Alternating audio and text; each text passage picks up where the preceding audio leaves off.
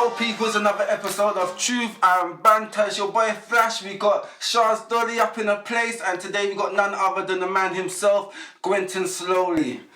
Blah, blah, blah, blah, blah.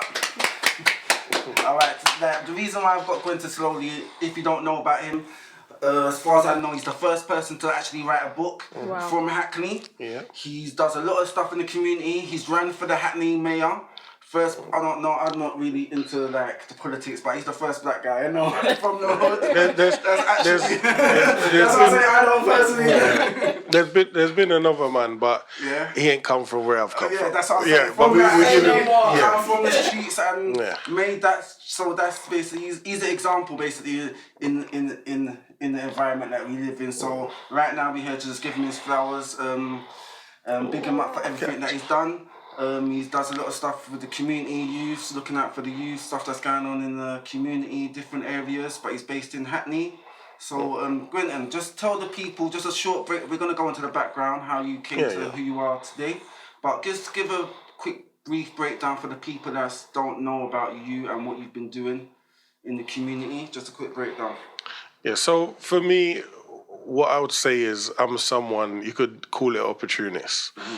But whatever I do, I try and get to the head of it. So make it look good. Mm-hmm. So if I'm going to do badness, I'm going to do badness and make the badness look good. Mm-hmm. When I leave the badness, I'll be leaving it in such a way that it looks sexy to leave the badness. And whether it's joining the government, whether it's running elections, setting up your company, everything that I do, I try and be transparent about it. Because that's one of the problems that I saw when I was coming up in this game. You had gatekeepers. We had some of the older guys that saw us coming up under them, and it's like either you come with them or they don't want to show you the secret, how to get out. And you know what, no matter what I'm doing, I'm going to be so open about it. Even if I'm warring the government, I'm going to war the government in public. If I'm warring the police, I'm going to do it in public. So it's not just the good, the bad times as well. So it's all there. So if you end up in that jam, you know what, well, Gwenton didn't break. Because that's one of the things that I've seen recently where the whole fighting spirit is gone out of a lot of people. And the easiest thing is to throw the towel in and say, it's too hard and whatever else. But sometimes it's that little day that you feel like, you know what, I can't do this no more. That's the day that you should be going harder, because once you get over that day, the rest of them are like, what? I'm ready to go. And I think that's something I always say to people, never doubt yourself. I've been shot, I've gone to jail, and all that, I've been deported, the whole lot. But the most frightened I've been in my life is when I walked into university. Yeah, I was petrified, because that was something that was said was the impossible. Right. So when you look at that, sometimes it's the whole anxiety that builds up in you. You feel like, I just want to run away. And I understand when some people are like, no, I can't do that. Because you then doubt yourself, or you feel like this isn't for me, or I don't fit in here.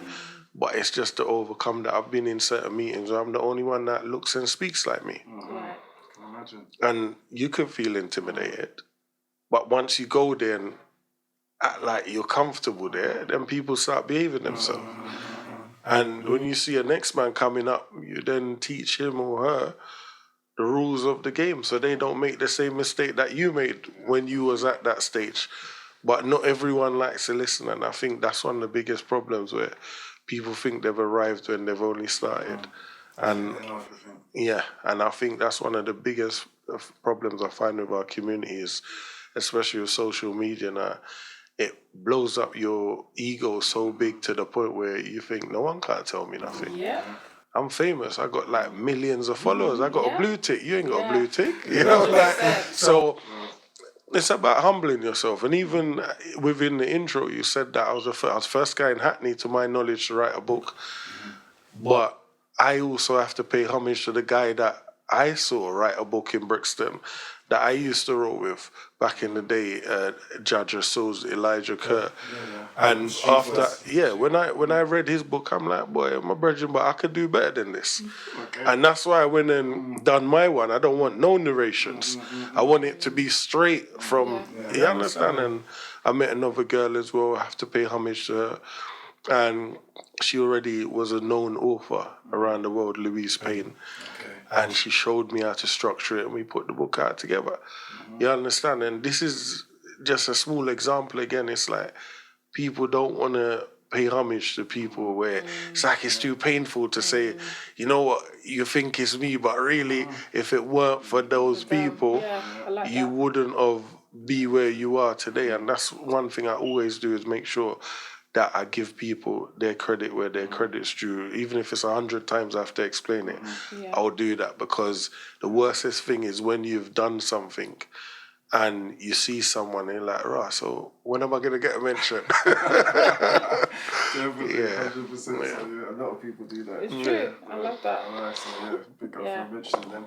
Alright, you're at this place right now where you are in life. Obviously, there's a process that's made you come to her. Where did you grow up? How was family life for you? So, grew up in Jamaica for the first 6 to 8 years of my life. I first came to England when I was 6. I've got a sister 10 years older than me. And we came to England together on a holiday. Only difference is she didn't come back. So she stayed in England with my mum's family. I stayed with my dad's family for Christmas. And then when I went back on the plane, my sister stayed. I didn't see my sister again for about 10 years. You understand? So you had family living in England already? Yeah, all my mum's family was here, all my dad's family was here. So it was like we were loners in Jamaica.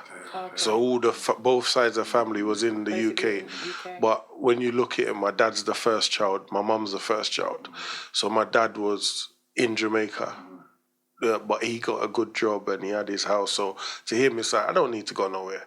And my whole life, I've seen both my mum and dad going to America working, going to England working and making money come back. So we were like middle-class poor people. You understand? When I was first born, we had a house with a TV, toilet, all of that. In Jamaica, that's impossible. That's big, You understand? Then after that, obviously, things weren't going as well. So I've also experienced a no toilet in the house, and a no TV, and a no fridge, and no electric. If we wanted ice, we have to buy the ice from next door. You understand? So I've had the privilege of learning all of that stuff, where you go toilet and it's just a hole in the floor. And no toilet paper. You have to use the newspaper or the magazine cover to wipe your bum. You understand? So I've lived it. You get what I'm saying? That one of the benefits of that, when I ended up in jail, I was like, what, this is jail? I'm cool. You understand? Because where did you go? You went jail in England? In England, yeah. So we'll get to that. But we'll get to that, I said, 2 years after I came to England, my gran brought me back here. Gran's part of the Windrush generation, you understand? So lived with my gran, and I was then privately adopted. So that was before 1998, when it became illegal to privately adopt someone. You understand? So I was privately adopted by a family friend, grew up with her and her son, and my dad then came along after. And that was my life, you understand? But one of the things that I learned from early is not being wanted in a house. So when you've got you felt not wanted? Yeah. That's one of the reasons I ended up on the road, if I'm being honest with you. It's like, you go home but I can understand it. It's a 2-bedroom house, and I've now moved into someone's bedroom. We're sharing the bed, and it's like, you've grown up your whole life with your room and your mum to yourself. And then at that time, then my dad's come about, you understand? So it's like, you're enjoying your stepdad, then this youth comes about the place. So when I was younger, I resented the youth for that, but now as a big man, I could see where it was coming from. Not only that, the lady weren't told that I weren't going back home. Wow. You understand? So for her as well, she felt tricked. But it was good times. If it weren't for my stepmom, I wouldn't know how to cook. and enough women would take advantage of me. So, you understand? I give blessings to her for that. So, yeah, she taught me how to cook. I know how to cook enough different dishes and that. But so this is in Hackney, yeah? In Hackney, in Stoke Newton. So I grew up in Stoke Newton behind the police station. That. But then when you've got a stepbrother that is 2 years older than you, and he's already on the roads doing certain little bits and pieces, you can't then police the younger one. I used to get beat, standard. You understand? There weren't no calling no social services back then. It was like you take your beats or run away. I used to run away on a Friday and come back on a Sunday. Do what you're doing. Next week I'm gone again. You understand? So I weren't missing the raves. I was at enough raves where my friends weren't allowed to go because I was running away from early and going out raving. So that's how I ended up on the street, because it's like a next man's in the house, you can't police him. You can't try to police me as well. So if that's the case, I'm going to run away. And after a while, it's only so much beatings and reporting a youth missing that you could do before you leave the youth to do what he's doing. So that was my introduction to the roads, where I'm watching man start smoking ash first, burning weed. But before that, it was cigarette. You know, like a man sharing a cigarette and buying a singles at the shop. So you then see a man putting crack in a spliff. You think that is some ash. Wow. I don't know what's going on. And the whole block's doing it. They're burning the crack like it's normal. And I'm like, right, you're a bad man if you burn crack. The next thing you see a man doing heroin and they're vomiting. You're like, right, what's this? This ash here that you're sprinkling in your spliff is some different thing. So was this like your age group? Or no, was this the older guys. They were. Right. I was going jungle raves, and I was probably the only one in the jungle rave not on crack. Right. And after a while, as a youth, you learn the smell of crack. So when you're in... See, obviously you was younger. Yeah. And your oldest was involved in that sort of thing. How come you never... What do you see something? One of the things with me is this: I will not be pressured into nothing. And I think one of the benefits of that is I grew with my dad. So peer pressure couldn't hit me, because my dad was a serious man. You understand? So, and I never see my dad smoking. I never see my dad drinking. He'll have party or something. He'll have a one drink or whatever. But it's not like you're getting up, backing back the drink. So when you've grown with a proper man, what happens to your friends or your people them outside can't happen to you, because I don't need that. So daddy was basically your role model then? Yeah, 100%. Even up to today, you understand? It's like, I can ring my dad and reason about certain things, you understand? So that's the difference. I think it's probably only one other man I know that had their dad around. That's a bonus. Yeah, like I'm with like 40 man and no one ain't got a dad, and you're seeing certain leakage within your friends that they can't see because their dad ain't around. So the next man says, yeah, hold this machine and take that to your yard. And you're doing it because you want to impress that guy, because he's now filling the daddy role. Or go and take this line and go and mash down that food. You can't do that to me. So one of the problems that I had is me and certain big man got enough arguments. Yeah, man. Because I'm asking questions that everyone else is scared to ask. Because I'm like, yo, that ain't correct. Yeah. And man like, yo, Q, you can't even talk like that. I'm like, I'm going to talk like that. What are you going to do? You understand? But that's the benefit of growing not only with a man, but a strong man. Yeah. Where it's zero tolerance. You come to my yard, you're dead. Because we're not playing that. I remember the first thing that I remember, we had a man downstairs in Jamaica that used to cuss the most wickedest Jamaican language you can think, to the point where you as a child think you're gonna die just from the things he's cussing. And I remember my dad was at work them time there, and the man's saying he's going to come upstairs and kill everyone in the house. Because my mum and sister like hung out their underwear on the line. And he's saying he don't want to see that.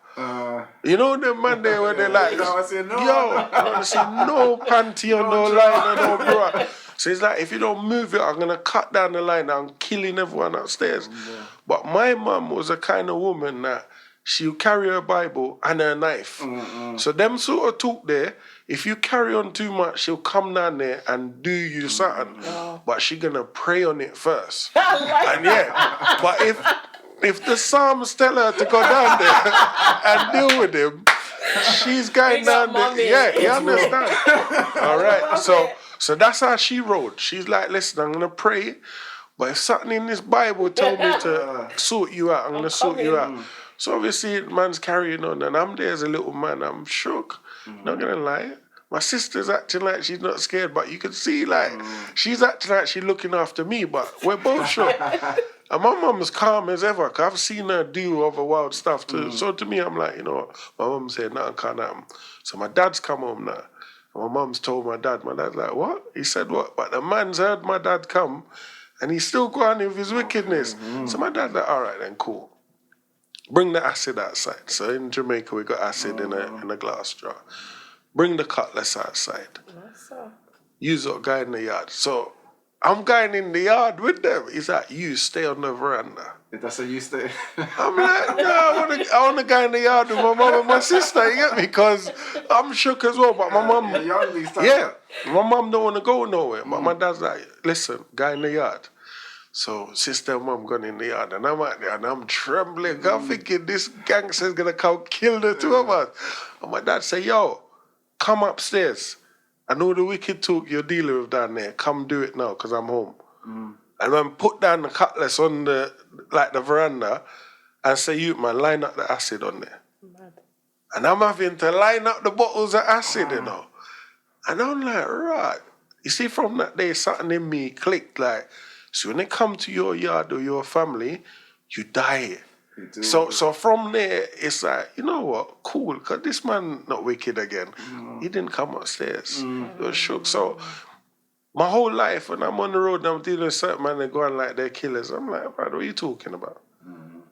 Do what you're doing. Don't talk. All right.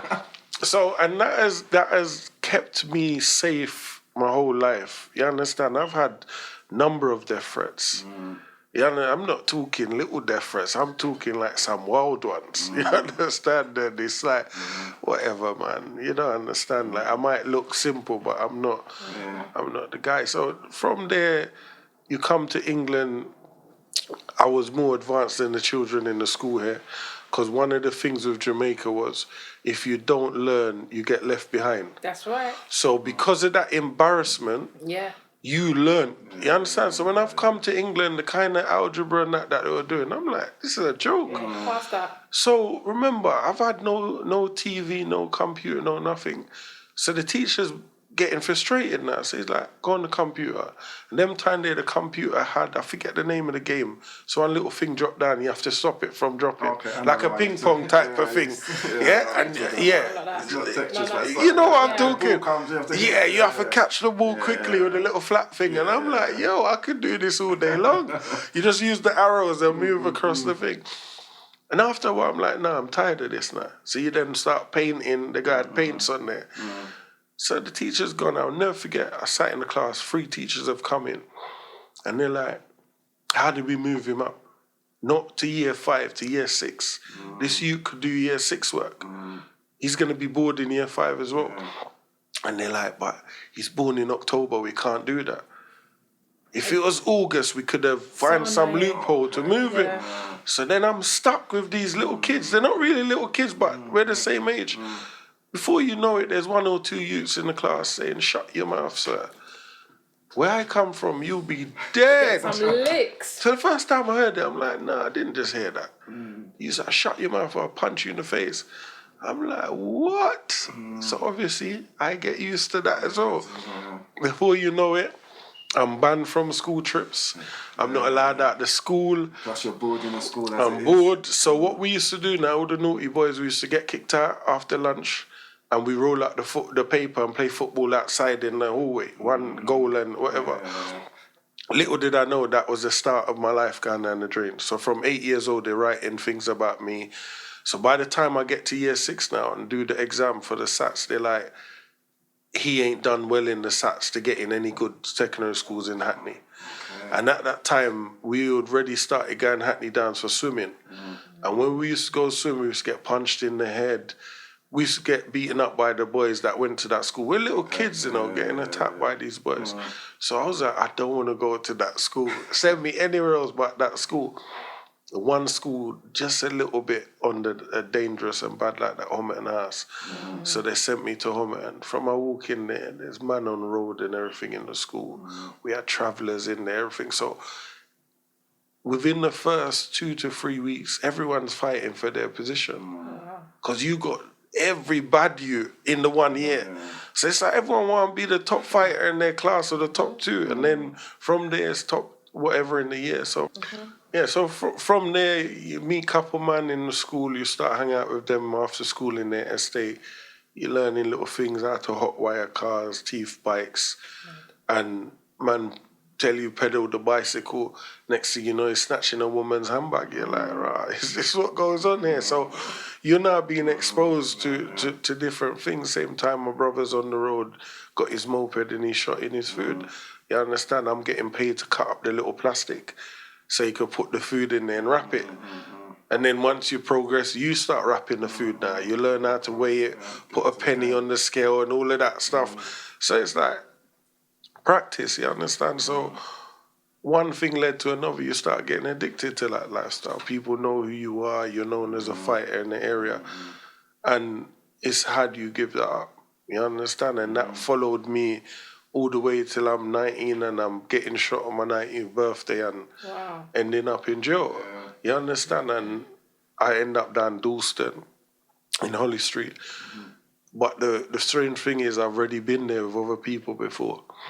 So I had another guy called Stilts, bless his soul, passed away like 4 years ago from Wood Green. Yeah. And Stilts used to come when he's from boarding school and get us, me and his little cousin Simeon, and take us all over the place. You understand? And we used to go Holly Street with him. They had like a little street fight arcade thing in Holly Street. And we used to go down there and they used to play, we used to watch and whatever else. So when I've gone back down there now with youths that I've gone to school with, I've been Holly Street way before I even know them. So them time there, I'm there, they've got problems with London Fields youths, and I'm finding this confusing because just before that I used to roll in Pembury on Clarence Road. So to me, Pembury boys and Fields boys were the same thing. So when I'm in Holly Street watching them warring with each other, I'm like, all right, everyone's trying to show who's the best fighter. So I'm standing back because I've already made a name from fighting in Hackney. I don't need to come here and prove nothing to no one. You understand? And people getting stabbed and one thing leading to a next thing, people getting killed, and you're like, this is all stupidness. Over dumb one guy instigating stuff, but knowing that because he's got older brothers, no one's going to trouble him, but he's trying to stir trouble between the whole of Holly Street and London Fields. And then when it gets crazy, he doesn't even help. Imagine. Because he knows that his brothers will come and protect him, and people have lost their lives on the back of that stupidness. And you look back and you think, how many people would still be alive today if that guy didn't encourage stupidness? The same energy he used to encourage it, he could have said, you man, lad, that's stupidness. And even if people didn't listen, he could have called on his same brothers to come and stop it. But then it's like, you're not even the same age as us, and you're hanging around with us. So when we're in school, a man's 18, but coming down to school to pick us up from school, you're meant to be in college or getting a job. You understand? So it's only now when you're adult, you look at certain things, you think, right, like, what right with that boy? Yeah, why don't you go hang out with your own age group? Like, his age group were like the people in Hackney doing things. But instead, he wanted to be with us. So when our age group's on the road making a name for ourselves, he's attached to us. Wow. But because he's older than us, certain people are thinking like he's the boss. And I'm like, yo, my man ain't no boss of no one. Right. You understand? Because if anything, he's nervous of some of us. Because if we turn on him, he ain't going to like it. He's going to have to call his brothers. And furthermore, it get to a point where man don't even care about your brothers again. Because whatever they've got, we've got, and we've got money as well. So it's little things like that. I look now and I think, right, how much of these youths are still out there being brainwashed by people that they know nothing will happen to them, but they run around pretending that something could happen to them to get you to roll with them. And it's sick because enough of people could have been alive now if that was prevented. And you look now, there's still little kids shooting at each other or stabbing each other up. But sad. They don't know where this started from. And it's the same stupidness that is following on from our days. And I remember I went back there about 8 years ago and a little kid took my key out of my car. I was so shocked. You know, I've gone around there peacefully. And the man's like, "Rah, you're not going to bully me no more." And I'm like, "Rah, I didn't even know I used to bully you." But if that's the case, I apologize. I'm a changed man now. But you know when it's like, a guy don't want to hear that you're... Let it go. But I didn't even know I'd done something to him. That's the thing. Did you always know that you wasn't a bully? No, I've never bullied the guy. The thing is this, What's he talking about? There's certain people that don't understand the rules of the street. It's like this. I'll give you another example. Your dad is on drugs, so we'll call them a crackhead. Then you and your brother then grow up, start selling drugs. To me, you're selling drugs, you're poisoning people, just like someone else is poisoning your dad. So if I then decide, I'm going to rob them, how could you then turn around and say, "Oh my God, my man's evil, we thought we were friends, and he's now trying to rob me"? To me, someone has to be the dodgy guy on the road. So, you get what I'm saying? So, if I'm the dodgy one, at least I'm filling the void. Because in every generation, there's somebody that can't be trusted within the bunch. If I'm that guy, well, fair enough. The thing is, I'm owning it. You understand? I'm not telling you that I was an angel, because the next man might come on the show and be like, "Him? At least you've got a good reason. Look, my reasoning behind it, which is justifiable for the betterment of the community." Yes, and that's I stop them from poisoning people. My thing is this. The game has robbers, they have drug dealers, they got fraudsters. Somebody has to play that role. If me and you are friends, don't be upset that you then getting robbed, because if it's not me, it's somebody else. You understand? God, that's not good. No, but I'm saying his mentality. That's where I was at the time. Okay. Not only that keeps them in line. So don't think because people are your friends that tomorrow they'll be your friends. True. So you always have to keep them in check. And if that wasn't the case, I wouldn't be where I am today. Because one of them would have tried it already. But you have to remind them, hey, no, you know, like, not my guy. And that is one thing that I give thanks about, where when I decided to leave that lifestyle, people thought twice to keep up with nonsense. I've seen other people leave and people try to rob them, attack them in the streets. I don't walk with security guard. I'm here by myself, you understand? So you have to instill fear in even your own closest family members. Because when you then decide to do certain things, your own sibling could be the worst nightmare in the world. Trust me. Listen, man. And we're talking about when a man starts smoking crack. So think about this now. We all used to roll together, all on the road together. And you're looking and a man's there, like life is just flying for him, and you're in your little house with a crack spliff and probably your machine. Who becomes the food then? Because you're looking at my man thinking, boy, you know what? Never even liked him, you know. I feel to go and... You understand? And that's your own sibling thinking like that. But people won't see them things because they don't know. It's so true. Yeah, when a man's running around saying, my man's a police informer, you're like, who's telling you that? It's your same sibling running around the road. And I'm having to say to people like, all right, check this then. Would you trust a crackhead with your wallet? Hell no. No. So how could you trust a crackhead to give you information? And the thing is, I'm saying, everybody that has something negative to say, look at their lifestyle. True. 100%. I've never found a man or woman that is doing well that's got a bad thing to say. All of the people them that have got negatives to say, they're in pain. You understand? So it's the truth. But the learning from that is this. Your own people will be the ones that will kill you. Yeah. And if we don't want to believe that and chance it, you might not be here to say, you know what, I should have known better. That's very true, because that's what they say. People that come out of the area, if they get killed, it's when they've come back to visit. Listen, man. Visit the area, and it's people that formerly knew you before you actually changed. Listen, I remember growing up here, and they used to talk about Jay-Z and these big people, and they're like, them man, they're sellouts.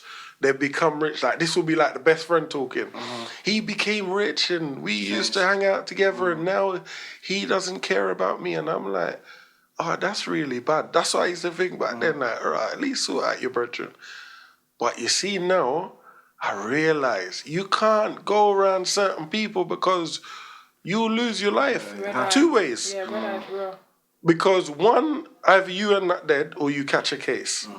It's straight. Because we need to also remember is this, and for you, so whoever listening this, certain people pretend that they're bad until something happens to them. And the reason why I say that, I make it clear is this. Either they'll call the police when they get hurt, or their mums will call the police, because their mums always, the mums got the police on speed now, you know?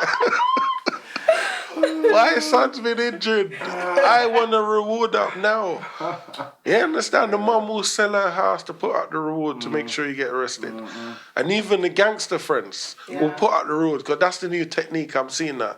So someone gets killed, the gangster friends will quickly put up a reward so they don't have to ride out. You get it? So they're putting up 20 grand. So they're actually saying, I'm going to put up 20 grand to catch my man. You're like, but you've just said his name. So now there's a 20 grand reward. The police know who it is. And plus you've said his name. So when he gets arrested, then everyone goes back raving, because it's like, oh yeah, man would have licked him down, but he's in jail.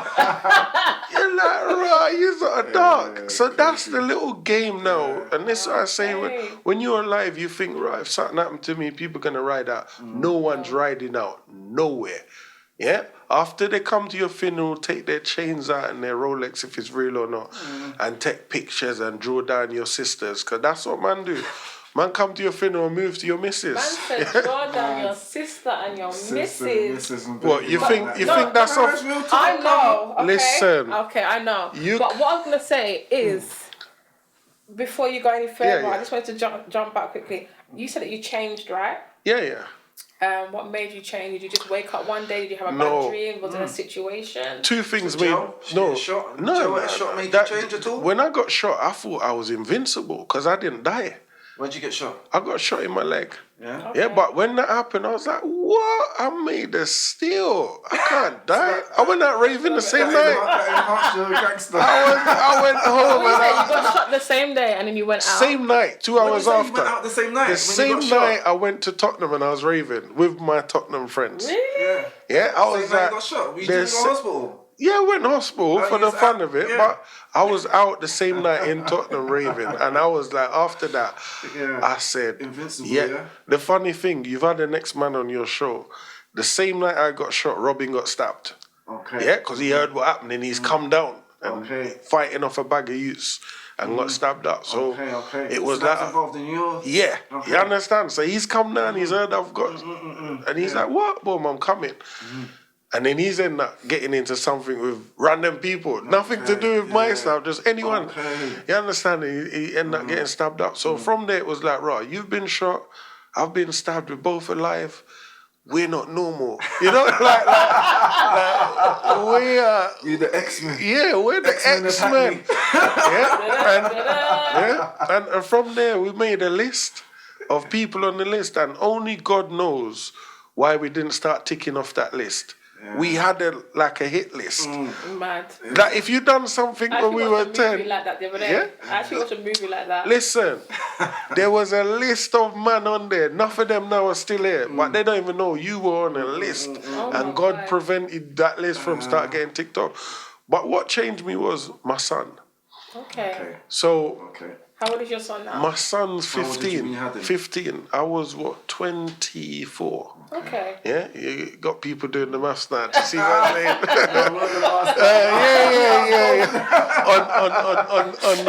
on the Jamaican passport. You know what? My British passport's different. You know what? That one. But yeah. So it's 24. Yeah. They'll get them the maths. Enough of the drug dealers will get that wrong because they can't do maths on it. So when my son was coming, another friend of mine died. He was a younger youth to me. He died the exact day I came out of jail. Okay. So let's say I came out of jail November the 19th, 2005. November the 19th, 2006, he dies. Wow. So from there, I'm like, this is I'm done. Because he was the first one. Other people died when I was in jail. I remember I'm in jail, I'm ringing my, I'm like, wait, my guy's dead. And I'm hearing like, doom, PlayStation noise in the back. I'm like, yo, my man's dead. What are you doing playing computer? And I'm like, this world's sick. Like, and then I had to learn myself, this is why you're in jail, because your head's hot. And I'm there, and I'll never forget, the first time I cried for one of my brothers, I'm like, I'm not crying because he's dead. I'm crying because I got another 12 months to come out to go and do a madness. You understand? And man, I'm playing PlayStation. And I'm like, rah, if he could die like that, imagine if it was me. And I come out, and this was like the first death when I'm home now. So I remember I got the phone call the night, and I just went and sat like on the toilet, not the actual toilet, but with the seat down. And I was like, rah, I'm going to have to roll out now because this is the part of the movie, because we've never played this part of the movie yet. So I'm like, all right, well, friend's dead. His brother's already a killer, supposedly. And I'm like, yes, man, this is like action time. So I rang man, I'm like, but even before that, I give you a scenario where people don't listen. So the same friend that's dead, I phoned him like 2 weeks before that. And I'd given him a bike. So when I've rung him, certain time when people owe you money, whenever you ring them, they think you're calling them for the money. You understand? Or they're not going to answer. So I've rung him now, and I'm like, yo, what go on? And he's like, brother, I'm going to give you that money. I'm like, bro, forget the money for the bike. Yeah? The man you sort of just stab up. It's like, for me, because I've hung around in different areas in Hackney, I know who you play with and who you don't play with.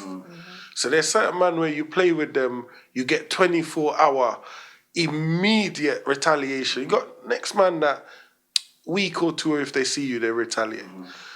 That's a 24-hour retaliation, if not 12. So when I heard that they stabbed at the guy, now I'm like, I can't really stab my man up and leave him like that, because these are not the sort of people you go and do that to. Don't watch that, man. Man got that under control. I said, bruv, these ain't the kind of people you play with.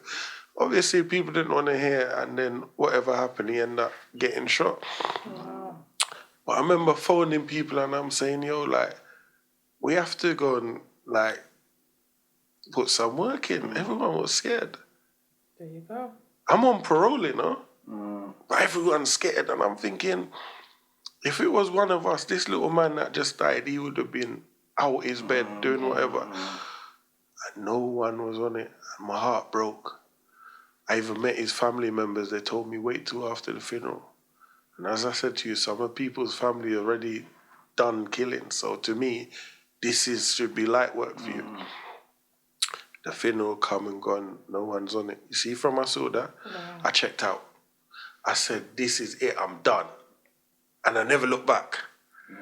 And another test for me, I went broke. So I used to extort people £500 a week. Funny, I saw one of them the other day at the restaurant, and he said to me, no, serious. The boy said to me, you know what?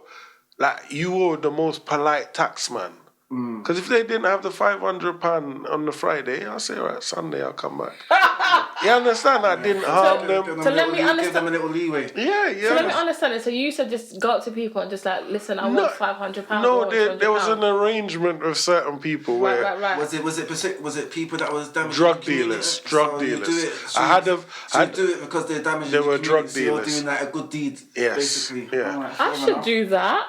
Don't do it. It's dangerous. Yeah, don't do it. Don't. Yeah. You Anyone? sell drugs. I want £200 every Friday. Damaging our community. Or else. Yeah, don't. And the thing is, when this goes out, I'll get the youth to comment in the comments, because sometimes you tell some stuff, people don't believe that it's true. And I never forget, I said to myself, you know what, I need to stop this. I now got my son. You keep upsetting people, someday someone's going to shoot up the car. Course. And it nearly happened. I remember this gangster rapper, he's supposedly a gangster rapper, saw him in Wood Green, pulled out a knife on me, and I'm like, how dare you do that? You know, like, chased him down the road. But that was when I learned that. So you pissed him off, basically. Yeah. He flicked out the knife with conviction as well. But I know... Who was he? What, someone that he's exploiting? No, he was just a gangster rapper. Obviously, He just heard about you. I've had a couple run-ins with him in the past, so he must have thought, oh, you're not going to rob me today again. Yeah. And he flicked out the knife. And although he ran off, I just thought, you know what, this is it now. I need to just leave people alone and stop. Yeah. And I stopped, and I remember I went broke. So you go from you could have 50 grand, 100 grand. The minute you take £10 out of that, it goes down. You always say, I'm going to put it back. You don't put it back. Before you know it, you got your last grand, then your last £500, then your last £100, then £100 turns into £20. And I remember walking into a shop and buying the miniature nappies for my son. Okay. Never brought that before. I didn't even know the sweet shop sells them. And I went home, I was so embarrassed. And then my car needed petrol.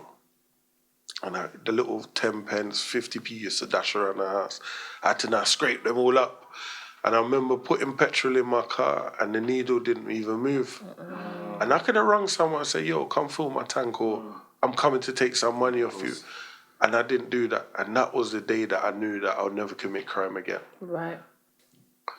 Yeah, and driving in that petrol station, I'll never forget the noise that it made when I dropped those coppers in there. I had like £1 in each bag, tie it, and the noise that it made dropping in the late night drum, I was so ashamed. I just filled the tank and drove off.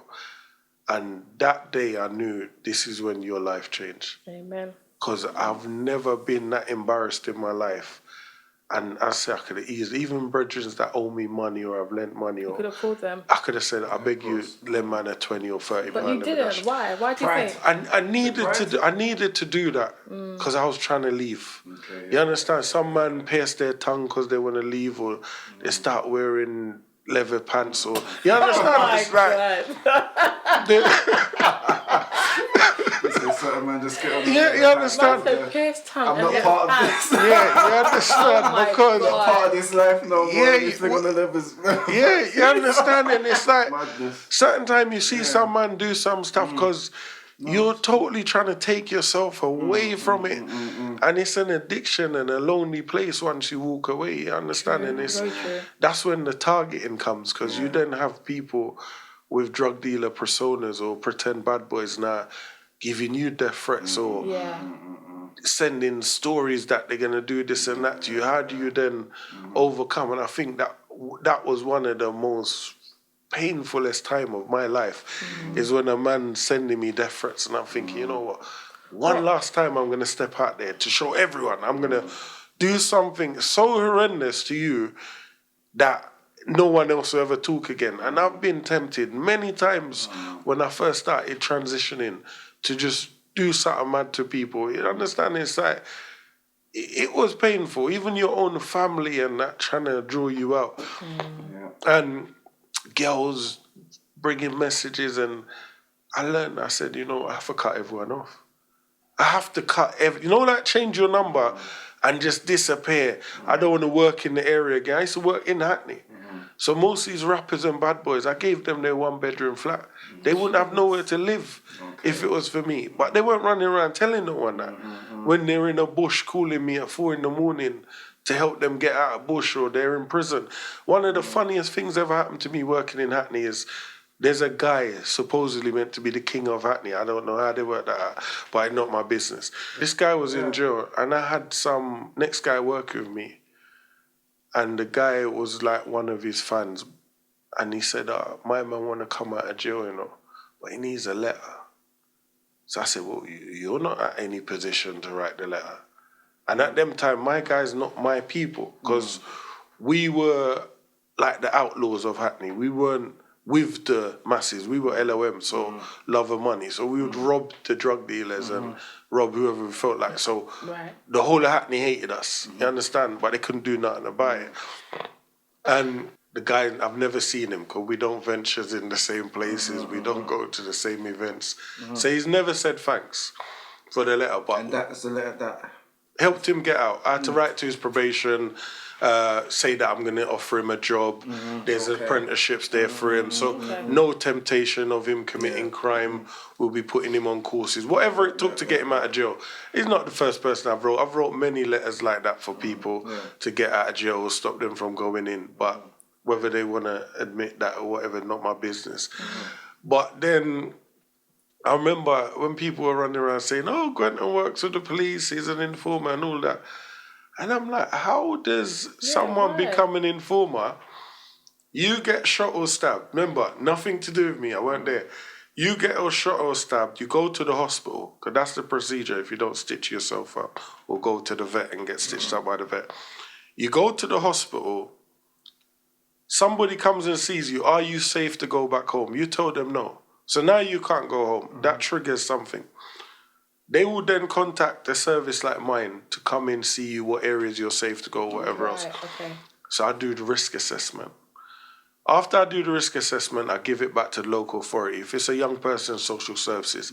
If it's older person, could be adult social services, social care, or it could be probation, or whoever else, or your landlord.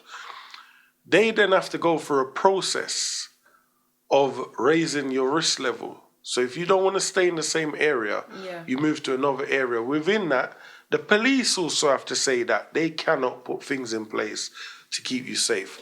The things that the police will put in place is like fireproof letterbox, treat all calls as urgent. So if you call 999, police will come there quicker. A panic alarm.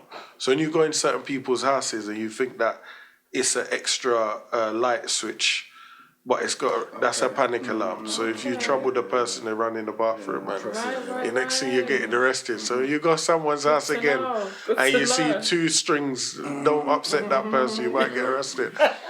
So that's the normal process. But what you have to understand, I've been out there on the roads, and one of the easiest thing to call someone is a snitch.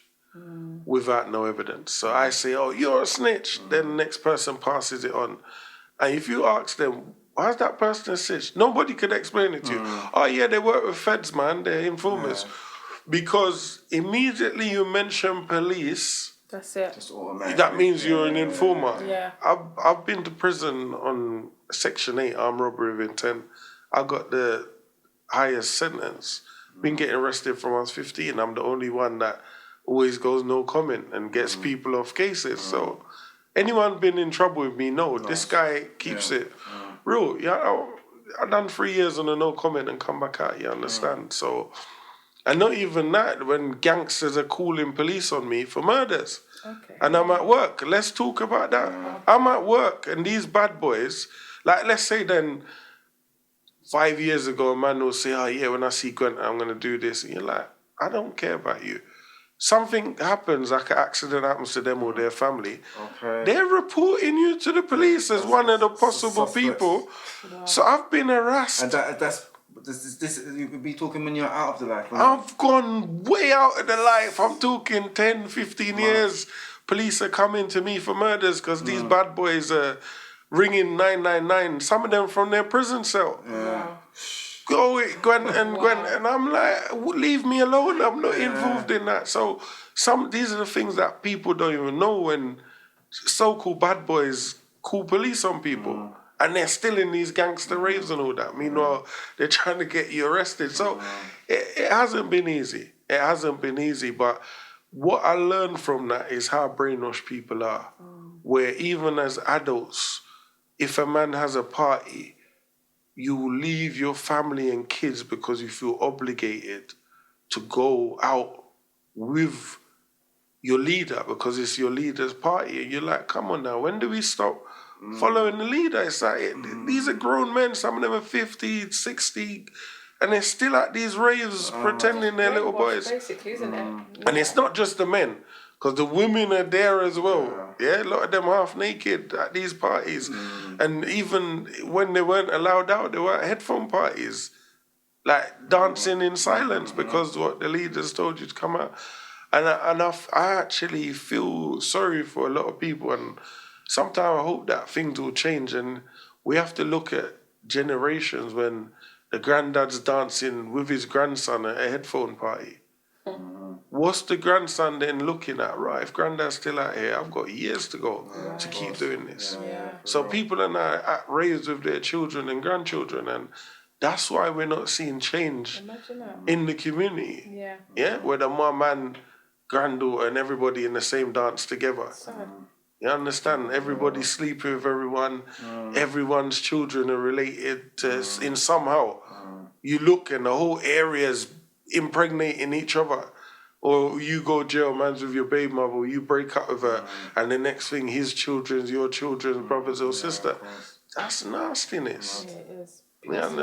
And the thing is, it's like, they'll look at you and think, you think you're better than us.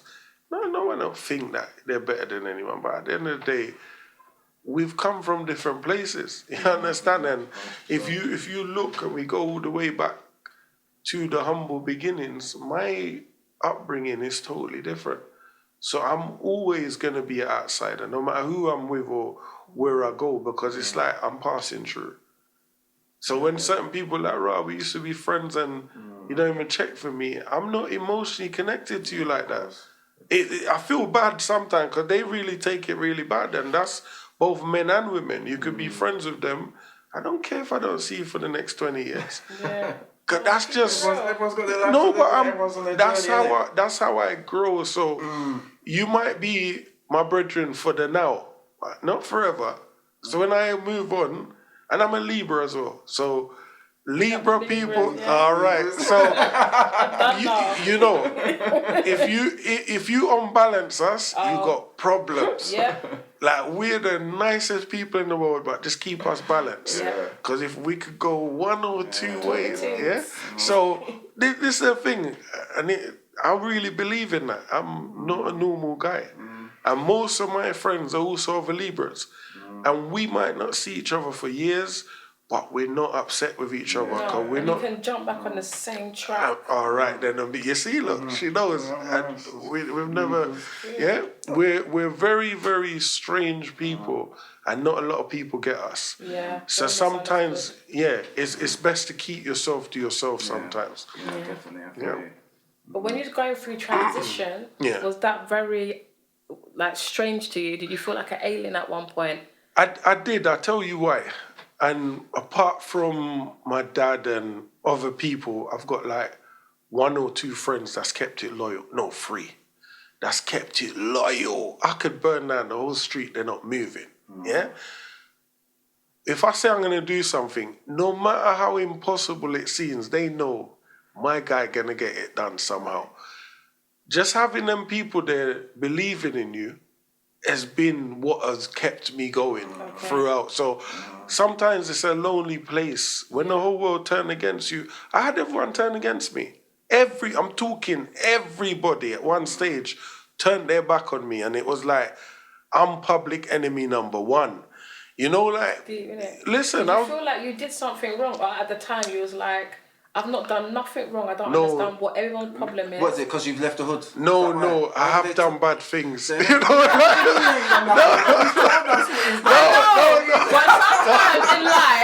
But sometimes in life, you can be the baddest and the biggest person, but deep down in your own brain, you believe that, what I'm doing, I haven't actually done nothing wrong. No, I've done bad things. What was the main thing that made you public enemy number 1? The thing is, I'm an outlaw. I don't follow rules or leaders.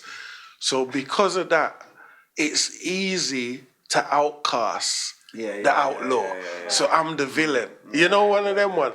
And even upon reflecting on stuff that I done, is like, I would roll with you today and tomorrow I'm over there with the next man. Now I look back, I'm like, Gwenton, that went really good. You know, like, but as a kid, you're like, I'm not going to do nothing to you. Me and you are cool, but they don't like you. And now as a big man, you realise that, right, you can't do that. Or I might get up today and decide, you know what, you're poisoning our community. I'm going to relieve you of some of your cash. Are you for real? So, them little At things. least, like I say, you've done it for a good cause. Yes, isn't it? You get me? It's Robin not just Hood. evil Listen, and just for money. I tell you what happened. I love the way you guys When- are putting it though. when I was superheroes. No, when I was growing up, I remember I watched Robin Hood. And that resonated with me. Yeah, I'm like, this guy is doing good with the bad. So, let's say then I took someone's money and there was a family over there struggling. You would give it to them? Yeah. Yeah, that's a good deed. At least I can see where it's going. Everyone loves Robin Hood, though. Come on, man. So my thing was, it was a part of the game as well. So then when I linked up with these older guys, and they were fully in some different sort of robbery, it was like an overdose of what you was doing on a small scale. But I've done bad things. I've tried to apologize where I can. But the reason why I didn't see it as a bad thing at the time, I'm like, somebody has to play this role. Okay. You get what I'm saying? Yeah. Somebody has to lie, somebody has to cheat, and then I watched Belly as well, and I got addicted to the Method Man role. You understand? So I'm like, right, I like Method Man. I want to be that guy. You understand? Where he takes you out for a drink, then does you something. That's me. You know what I want? Because what I learned is fear lasts longer than love. It's true. Yeah? Sad but true. It's sad to say, and when I look at the people that thought people loved them and they're all dead, I'm like, you know what, I chose the right path. You understand? So for me, the hardest thing was being alone and actually accepting that nothing's going to change. They're all still friends. They're happy without you over there. Don't try and come back. It was hard, but that made me who I am because it was like, all right then, cool. You're all going to stay over there. Watch me win. Right. And I just went hard. Like, all right, I've done that one. Let me go get a BAFTAs. You see me in the movie world? All right, cool. And it was just like one thing after another. And I'm like, you know what? I need to. And I kept trying to find that one hit. I wrote the book. As you said, when I put the book out, it was like, it took me from being the mentor, the gang guy, to now being an academic. So I mean, should have brought the book today. Yeah, but this is where I come to now. I don't sell the book. I don't even publish that I've got a book because other people want to be authors, so I leave them to do that. I don't. The book sells by itself. I've never walked with a book. You should have still bought one. Have you got the book? Yo, people, if you don't know, it is From Streets to Scotland Yard. That is the book. All right, can you tell us a bit about the name From Streets to Scotland? So From the Streets to Scotland Yard was a provocative title. I knew that a lot of people in our community don't know how to read and dissect information and turn it into a story. They might know how to read words but not put it together and get what you were saying. They understand scenarios and places. So I said, you know what, whatever, they're going to talk. Go read the book. And I learned that from Master P. Give them something that they're going to talk about and they go and buy it. And the thing sold like hotcakes. But anyone that knew what I was doing would understand the Scotland Yard element came from the witness protection stuff. So me moving people was like witness protection. In my head, I didn't care what the streets thought. I thought, you know what, the people in government and that will look at that and think, right, what does he mean? From the streets to Scotland Yard. This is a guy coming from the streets and now elevating himself. So when people thought I was worrying about the streets, I'm looking at the universities, I'm looking at the private schools and the people bringing me to their dinner parties down the West End to talk about the transition. So I was going like to restaurants in the West End and hotels and getting paid like £1,000 for 15 minutes talk. That's all, no drug dealer making that. You understand? So when I'm looking at that, I'm like, you know what, you done the right thing. Because just that last word gave it a power that I had police from Germany coming over and wanting to know, how do you do what you do? So when the people on the roads thought that I cared about their opinion, I'm like, brother, I'm going there, like, do your thing, I don't care. But then it was, how do you then level up from that? What is the next big thing that you do? So I was always trying to find that thing that will make me feel like I no longer have to do this. So I went back to university and done the uni course. I studied law at uni, even though I knew that I wouldn't be able to sit on the bar. So once you've done armed robbery with intent, they added that last bit to ruin your life, the intent, Section 8. I would never be able to be even a solicitor or paralegal here, but I still went and studied law to show them that you can do it. That's good. And then I just started working and keep my head down and doing other stuff. And then young boy died in Lewisham, 7-year-old boy, burnt to death in fire. And at the time I had a 7-year-old daughter, so it's like I'm going home to my daughter. These people have lost their son, you get what I'm saying? So I had to speak out about that. On the back of speaking out about that, I had 19 months of harassment from the police. So the police put me on bail 9 times. First person in the country to be real bailed 9 times on one charge. Yeah, it's never unheard of. I was then raided twice in 3 months. They rung around the whole country before the case was even open. So even before there was a case against me, you had officers ringing the whole country to say, look, Gwenton's house was raided as part of a drugs operation. He wasn't arrested or charged, so it didn't make sense.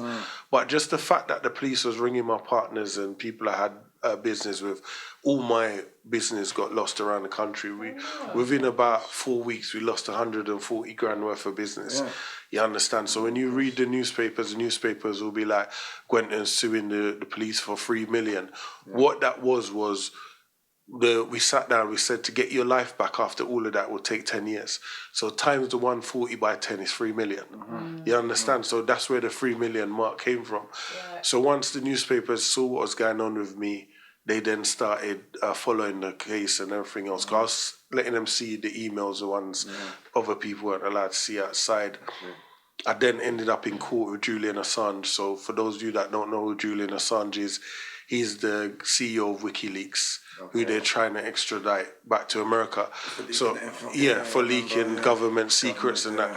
So me and Julian Assange was in Woolwich Crown Court. They even thought that I was going to end up in the Old Bailey. So they tried to do me for perverting the cause of justice, and money laundering. So they went through all my financial records for 10 years. They had cell site on me. So you'd think this is a murder case. At the back of what? Because they wanted me to keep quiet. So they had cell site. We had specialists going through all the paper. There was like big bundles of paperwork. The good thing is I got a good barrister. And my legal team was Imran Khan, the same person that dealt with Stephen Lawrence's case. So from you see me with Imran Khan himself, you know it's serious.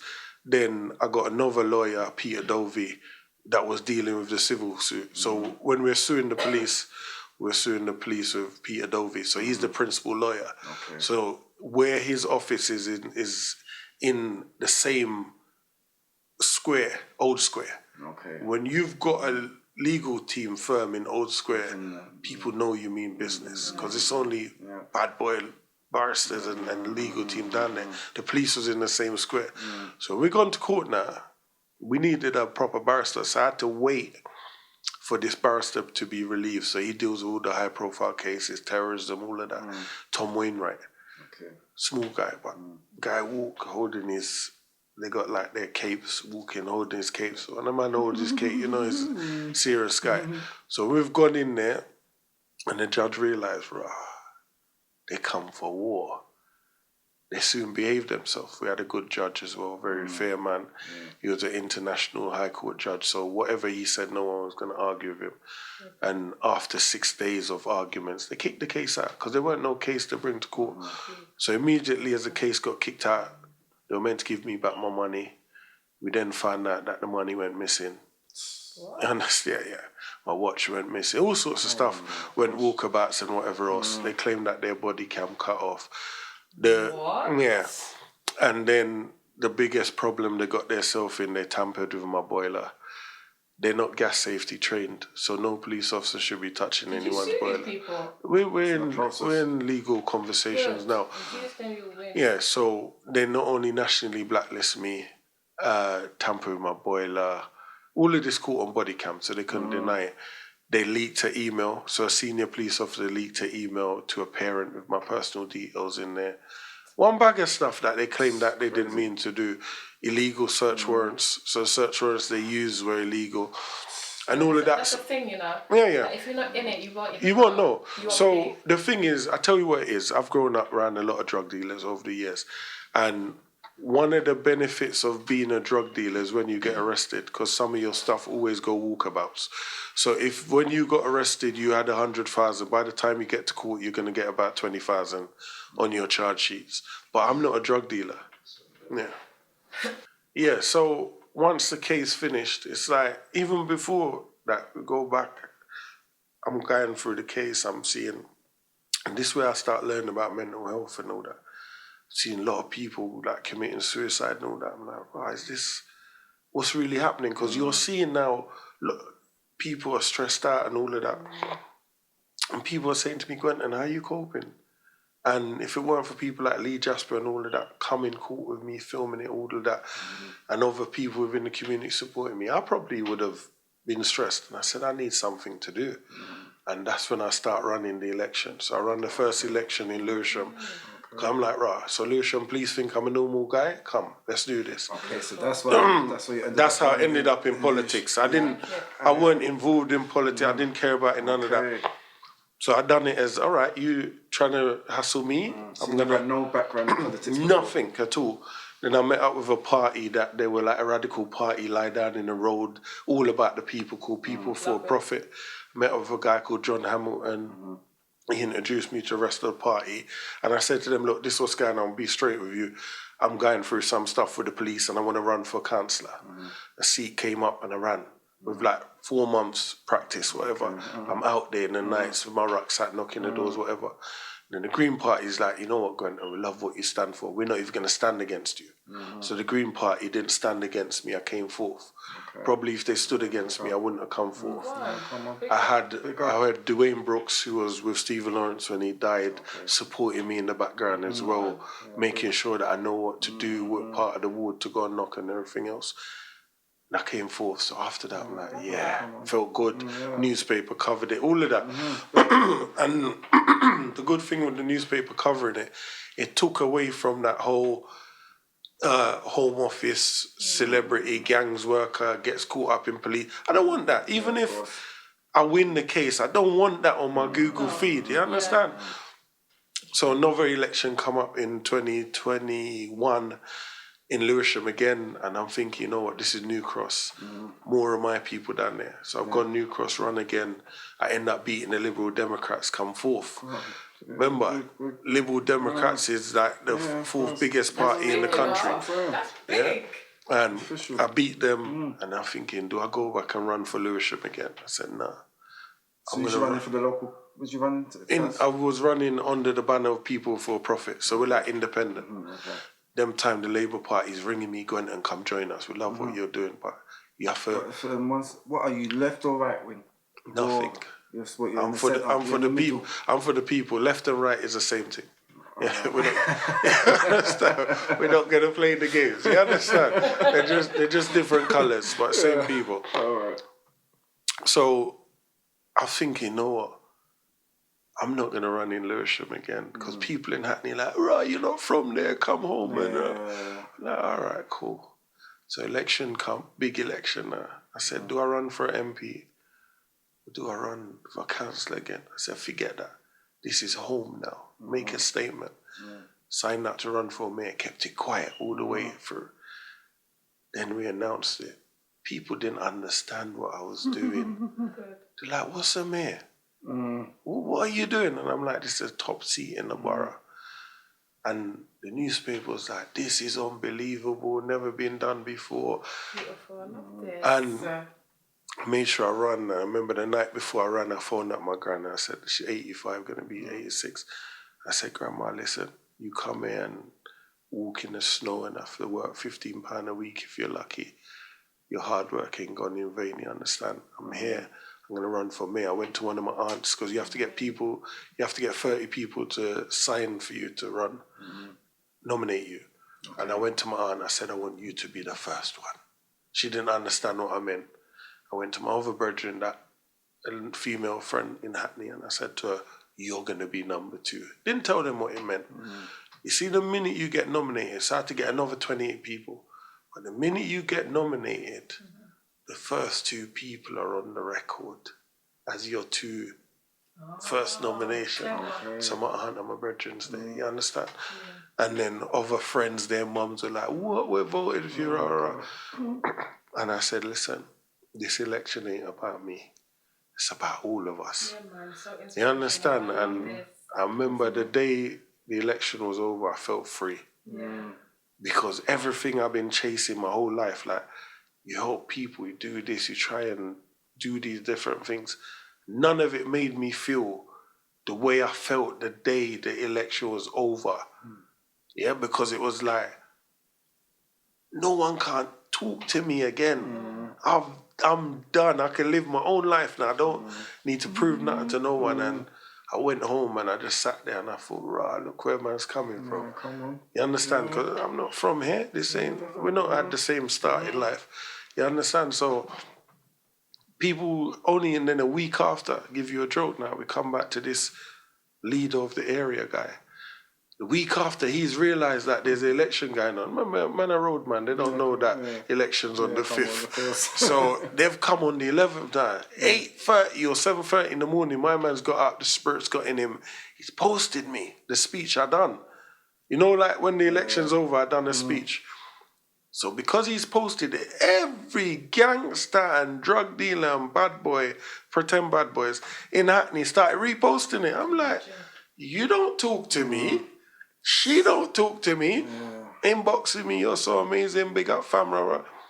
I'm like, wait a minute. They've been given the go-ahead that I'm now cool. The same man I wrote the letter for, that was his thank you without saying it.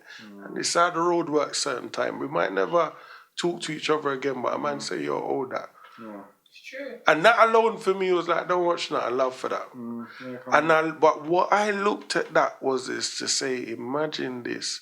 It took for your leader to post me, for you lot to feel comfortable to repost me. But I said, you know what? What my man's done, he don't even know. Because he's now educated everybody that's following him that you can. That's right. And that's all I wanted to do. Don't sign no one off. Because it could be tomorrow, the year after, that a man gets up and says, or a woman gets up and says, you know what? I'm going to try to do something in my life. So that's all I'm about. No, definitely. You understand? That's all it was about. I want to big you up for even running, even having the courage to even coming out your comfort zone and doing that and being an example for other people in this, following your footsteps, coming from the same thing. Another black boy will be like, if he can do it, I'm definitely going for it. I'm doing it. So I'm saying, if they listen to this podcast today and they heard what he was about, who he was, the Robin Hood, you get me, you know? Robin Hood doing things, they must can do it, and I know that Gwenton's you're willing to help anyone come out. One thing with me is this, even if someone hit me up, same thing, me and you get in contact, another person hit me and said, boom, no guy running a podcast. And I'm like, right, I swear that's that same podcast that I've been watching. Because even, you see I do my little thing as well, but I'm always with supporting the next man. This don't mean that I'm going on everybody's podcast, because not everybody's podcast is for me. You understand? So I come out and I support, but you're never too to go and support somebody else. And this is what people need to understand. Be humble. Yeah? Because tomorrow might be your last day out here. Make sure that every time you move correctly. So when you're dead or something happened to you, man ain't got nothing or woman ain't got nothing. Say, right, you know, I've done bad things, I've done dodgy stuff, but at the same time, I've done a lot of good. And to me, the amount of good that I've done over the past 15 years is cancelled out. I've never murdered no one. Ultimate sin. So if I've not murdered no one, anything else I've done, I've made up for that 100 times. You understand? So that's why when someone says, why do you do what you're doing? It's like, you know what? I'm trying to stay in the green zone here. You get what I'm saying? I'm trying to stay in the green. So if I help one person, they will go on and help someone else. Enough time I've helped people and they're like, what do you want? I'm like, just go help somebody else. That's all it is. I don't even care if you don't contact me. I don't see you again. Help somebody else. And don't look back for nothing. That's it. You understand? And that, if anything, you would ask me what I want out of life is just people to start living and being who you are. Okay, I'm You gonna ask you truly that are. still. Yeah. Yeah. It's be real to yourself. For years I was out there on the road lying to myself, and the thing is this, certain man live and women live as their alter ego for their whole life. We always talk about this, don't we? Frank? Yeah? And the thing is, the more So that true. it grows is the harder it is for you to break give it it up, up. yeah. Certain people don't even know my real name. I go, even though I drive through Hackney, like, well, I go on queue, and you're like, bro, don't call me that no more. I'm not that person again. Call me who I am.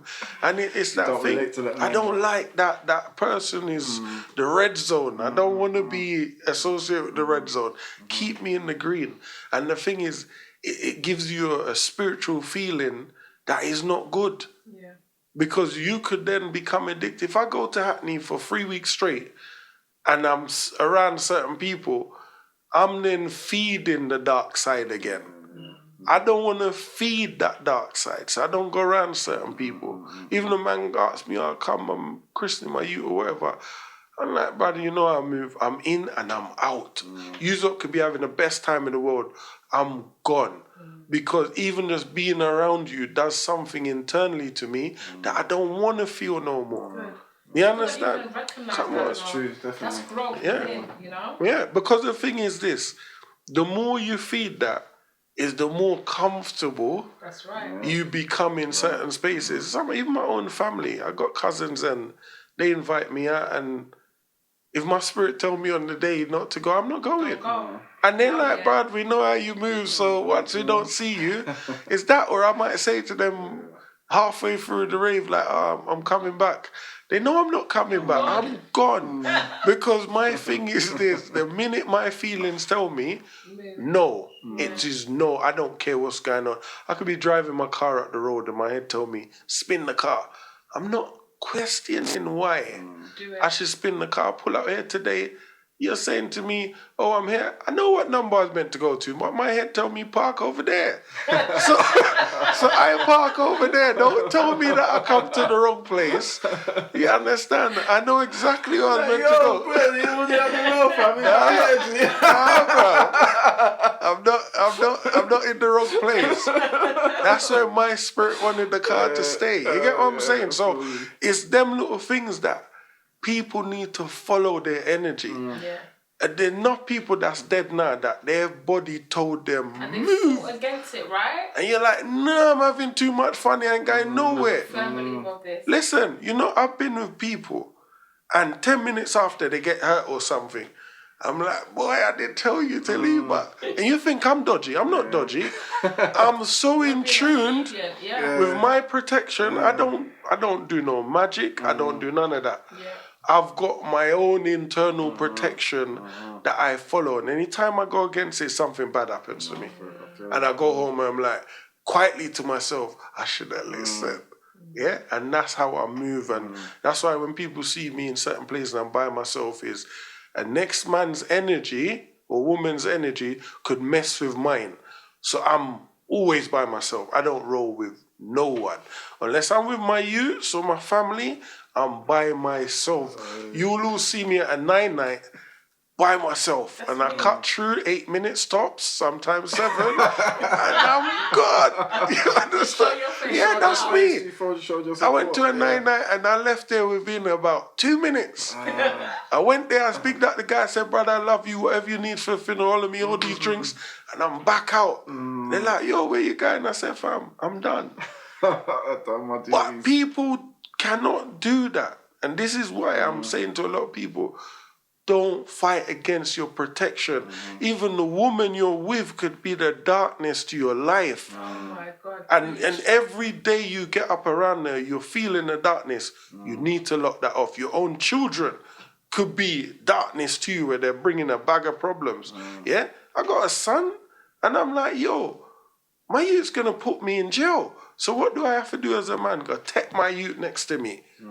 Yeah? It ain't your mum that's causing the darkness, but the area you're living is so dark that you're now trying to fight against your mum, me, and everybody else. So the thing is, I take you, put you in the light. You see the youth now, youth's a different youth. And people don't look at them things. Anybody around you that's making you feel heavy, remove yourself. But if it's your you, you can't remove yourself from your you. So you have to take your you with you. Because when accidents happen, you can't talk about, you weren't the best parent.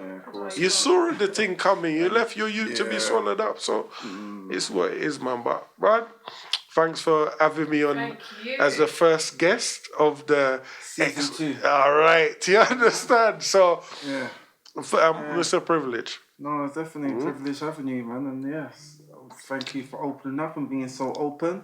Is there any more questions? All right, let me ask just a few more questions before we shut up. What is a funny situation which you've encountered while in the politician side of things, dealing with that environment as a black man in there? I think one of the funniest things that I've actually ended up laughing about after is the love that the Labour Party have for me, but they can't publicly say it. Yeah. They literally love me, and I'm talking in all different boroughs I go to. They would sneakily say stuff to me like, they want me to join. Yeah. Even the Green Party was like, Gwenton, please come. Like, we want you over here. And I'm just join the Labour Party. Come on, why not? You know what? Already day, halfway day, you know what I mean? Look, maybe, like a boxer when they retire, you could always come out of retirement. But for now, I want to live in peace and do what I'm doing. I don't want to... The thing is, it's hard work. And this is the part that people don't see. Running elections isn't just going out there. You have to knock doors. You have to... and we're Libras, so we could be friendly when we want to be friendly. So if you catch us on a day where we're not in the mood, it's not. You understand? So when you're living that, you have to be in the mood all the time. And the way my spirit's set up, I'm not in the mood every day. You understand? So it's not for me. But I'm just here, and it's like when you ask me, are you an author? I'm not an author. I wrote a book. The book's out there for learning. I'm not a politician. I've done it for learning. You understand? So not because I've done something and it looks good or I might have achieved something in it means that's my lane. That's not my lane. You get what I'm saying? I ain't found my lane yet. What is my lane? I might become some spiritual leader soon or something. Who knows? But I haven't found what my lane is. You understand? Yeah, so my last question to you is, what would you say to your younger self? If I was looking back now, what I know now, I would say to my younger self, be true to yourself and don't try to fit in and be someone that you're not, because in the end, your true self will win. Because I've just gone back to default setting and being who I was when I came here. So although now I will live with the label of ex-offender, if you look here, I was already advanced. So when people see you doing certain things, they don't understand that if I wasn't messed up from 8 years old, I would never have met them people. I would have never ended up on the street. I probably would still be a politician or a barrister or whatever. So I would just be true to myself, because then I wouldn't have internalized that darkness and started enjoying it. Yeah? That might have answered what I was just going to ask. Within the answer, but I was going to say, is there anything that you would have changed coming up? I'm a strong believer in this. My mum's dead, Show you how deep this is. My mum's dead, and if someone said to me, would you bring your mum back? I'll say no. Everything happens for a reason in life. So if I'm not willing to bring my mum back, why would I change anything else? You get what I'm saying? Every second of every day is happening for a reason. And I believe that the way that life's already planned out, even though we're here and whatever else, and we think that we're in control, we're not in control of nothing. We're just here walking the walk. So I wouldn't change nothing, because probably I wouldn't be the man I am today. I wouldn't have met my children's mum. I wouldn't have my children, which is the biggest blessing. My dad wouldn't have been my dad. My grand wouldn't. So none of what we are, I probably would be light skin with green eyes and curly hair. I would be different. You get what I'm saying? Would I be happy if I was light skin with green eyes? Maybe so, but now dark skin guys are in. I'm happy for that. You get what I'm saying? So I'm not gonna change one day, 1 second. When I was growing up, I used to wish to be other people. I imitated other people, tried to be like them, and then in the end, these same gangsters wish they were me. In the end, do you understand? So I wouldn't change a second. Happy with the way I was. All right, cool. All right, last one, I think. To any guys from the community, black community, that's contemplating getting into politics and maybe that ifing and ahhing, what would you have to say? What would you have to say to them? The first thing I would say to them is this: keep your garden clean. That's and that's within everything in life. Always be prepared for a check, because once you put your head above the water, somebody's going to want to check you. Make sure you pay your taxes. Make sure that no one around you is dirty. Don't try and live a double life. Even if you got just your big toe in the darkness, take your big toe out of there. Once everything's clean around you and you're doing everything for the right reason, then go and run. It ain't going nowhere. Politics will be here for years to come. You could be 89 years old and still run. But keep your garden clean first. And go and speak to other people that have had experience before you. We've had Diane Abbott, we've had Rachel Onakosi, we've had many people, Bernie Grant and others that have gone before us that you could have access to. As I said, Dwayne Brooks, Alfia Smith, other people that have gone there and tried and tested this thing. So don't just feel that you're alone here. And you could also run as an independent, as long as you're willing to put out your own money. Yeah, that run-in for Hackney was the best money I've ever lost in my life. Yeah, we lost over £1,000 running that election. Yeah, I would have spent that again. You understand? So, yeah. We could. All right. So, anything that you will, any last comments, messages that you want to say before we wrap it up? The only thing I would say is, obviously, thanks to both of you and the engineer who's done a lot of hard work today. And when we look and people watch this podcast, they don't know the work that goes on behind the scenes and the sacrifice and everything else. So it's just about thank you both as well for taking your time out. And for me, as anyone else out there that want to do something, just start it. Don't wait for no one, even if you have to be in someone's cupboard and out in the, you understand, in the park recording what you're doing or whatever it is, just start it. You understand? Don't try and be like the biggest Joe Rogan or whatever. You understand? And even a message to yourself as well. Certain times you don't even know who you're reaching. Because I've seen some so-called bad boys secretly watching this podcast. So just keep doing what you're doing, because you're reaching some people that are even embarrassed to say they're watching podcasts because it's looked at as chatty patty. But a man's got his gun and his drugs watching the podcast. You understand? So if we got killers watching the podcast, we might prevent that killer or potential killer from killing somebody's family. For real? Yeah. So So where can we find you? Where can we find you? Easily accessible. And I know you got organisation that you actually happening as. Yeah, so I've got an organisation called Crying Sons. It was founded in Hackney some years ago, 2006. On the back of seeing Mothers Against Guns, who was a group of mothers that were running around protesting after their sons were murdered.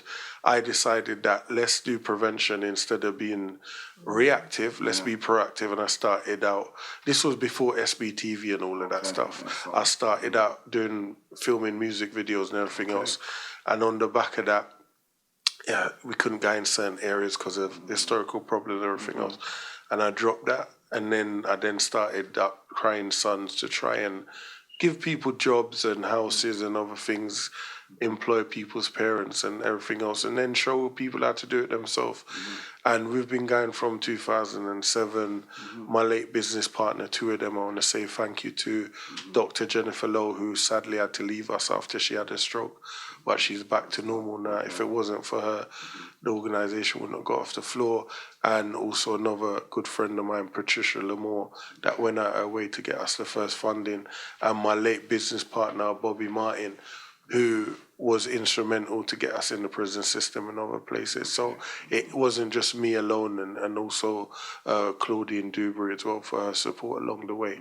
So there's been other people behind the scenes, although people think it's me and some of the other staff that's running the ship. There's been many people that have supported us. But yeah, so crying.sons.org, if you want to find out what we do. We work in nearly every local borough. If you've got any children in care, you could recommend us to come and do the outreach work or mentoring with your young people. Just demand that the social worker makes a referral if you're not happy with the people working with your children. The furthest we've got a case, we've got one in Liverpool and the next one in Exeter. So we're willing to travel. If the price is right, we'll go wherever the work is. So that's us. I'm on all social media sites, easily accessible. As you see, I answer back the response in real time.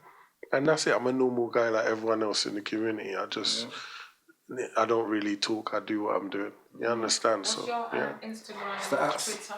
Yeah, so my Instagram is Gwenton_3M. That's for the 3 million that we're looking for. And Gwenton Dennis Sloley on Facebook and Gwenton Sloley on all the other stuff. We're on Twitter as well at Gwenton, and we got the organisation Crying Sons on all the platforms as well. So yeah, easily accessible. Or if you can't be bothered with that, just type it in Google and everything will come up. Yeah, understand? Yeah. Yes. All right. Yeah. So people, that's the end of the show. Until the next time, yo, big up Gwenton again. Blah, blah, blah, blah, blah, blah, blah. Yo, people, till next time we out.